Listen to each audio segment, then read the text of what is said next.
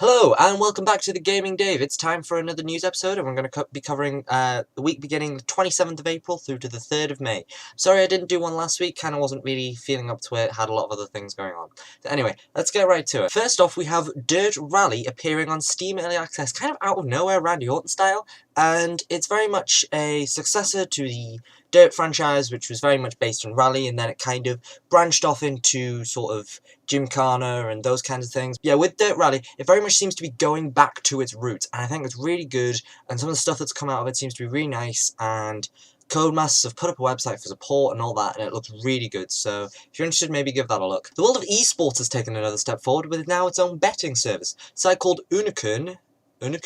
Yeah, let's call it that, is a betting service that was launched recently, and it's mostly covering League of Legends matches, but it very much has the intention to be launching forward into other esports, and I think definitely it will have a lot of prevalence and will be used quite a bit, particularly with the big Counter-Strike scene, the big Dota scene, and potentially around BlizzCon later this year, because that also has a very big esports presence. I think this is actually a really good idea, and it'll be really interesting to see how it takes off, if it takes off at all, or if it kind of gets competitors. Dead Island 2, the zombie game sequel, has been pushed back from spring 2015 to 2016. This will most likely be for polish reasons and just to kind of make sure that the game is ready when it comes out. We're of course seeing this a lot more, and it's very much welcomed. Watch Dogs 2 appears to be in development, if the LinkedIn profile for a Ubisoft employee is anything to go by.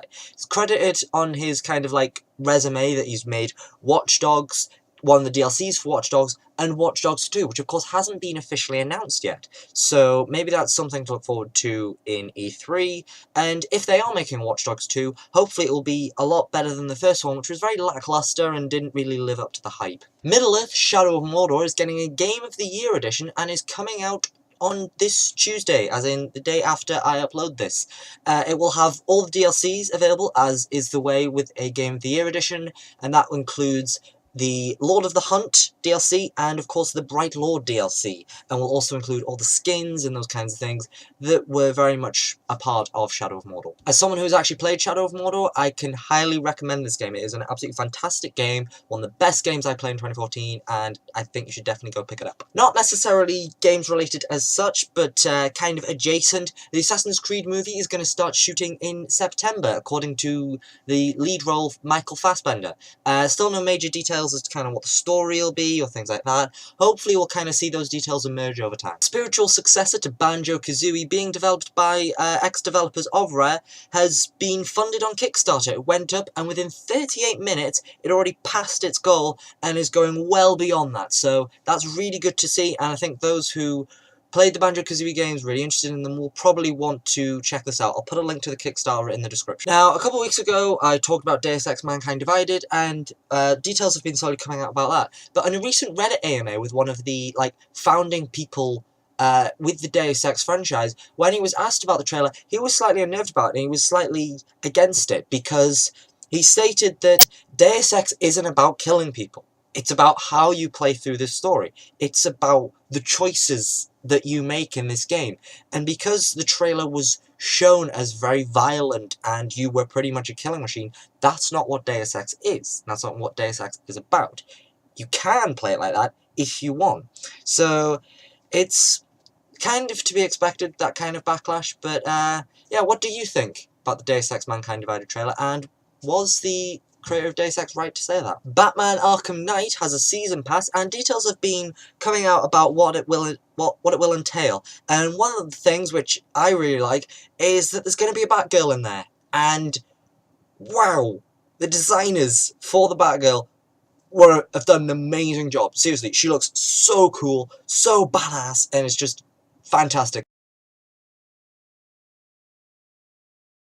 And a lot of the other details have been like, I think there's a prequel story for Batgirl, and there's a bunch of missions and things like that that have come out, and of course Arkham Knight is coming very soon. It's a game I'm really looking forward to. Valve is bringing matchmaking to Team Fortress 2. Now, this has been something that I believe has been needed for a while. It's one of the reasons I've stopped playing TF2 as regularly as I have, because it very much seemed like there was no progression or anything like that. But if they're bringing matchmaking to TF2, then that could probably bring loads of other people back to it. And of course, Valve have a lot of experience with matchmaking games, particularly with the likes of Counter-Strike and Dota 2. So it's very much something that they would be well familiar with, and I think this would be a really good step forward in Team Fortress 2, which definitely has had a long life of many years. I think it's about at least 7 or 8 years or so, so good job, Valve. Continuing with the Valve news, a creepy countdown has appeared on the Half-Life Black Mesa website. Now, the countdown appears to be counting down to sometime around May the 5th, which is tomorrow. Now, the date is apparently quite significant within the Half-Life universe because it's when the main character, Gordon Freeman, starts working at Black Mesa. Now, what does this mean? What will the countdown lead to? Who knows? Half-Life 3 confirmed? If Half-Life 3 is confirmed, if that's what this is, then I will report about it as soon as possible. And so we bring this news video to an end with one more final point. There is going to be a fourth, and thankfully final, Five Nights at Freddy's. It has been revealed on Scott Cawthon's website, with a creepy new animatronic suit, which actually, I have to give him credit, does look pretty scary.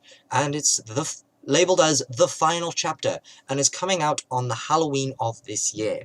Now, I'm spoken out about Five Nights at Freddy's quite a few times. I don't like the release schedule that Scott Cawthon has done for these games. The way I described it to someone is essentially he took the already disliked policy of annual releases and just decided to beat it up and was like, you know what, I'm going to release 3 games in about the space of 6 months because I don't care. And apparently there was talk about that Scott Cawthon was going to consider giving up making games after Five Nights at Freddy's 3. Quite frankly, I wouldn't have had a problem with that because the condensed time he's done to release these games is just ridiculous. But however, if you take into consideration the amount of time he appears to be taken to develop Five Nights at Freddy's 4, does consider the fact that it might be a slightly bigger game. And while I'm one of the people who thinks that he should have stopped after the first one, it'd be kind of interesting to see what happens, and also to see if that Five Nights at Freddy's movie ever gets made. So, watch this space, I guess. Okay, thank you for watching. More videos obviously in the future. Subscribe if you want. Leave a comment if you like if you want it, and don't forget to check out my other channel, okay?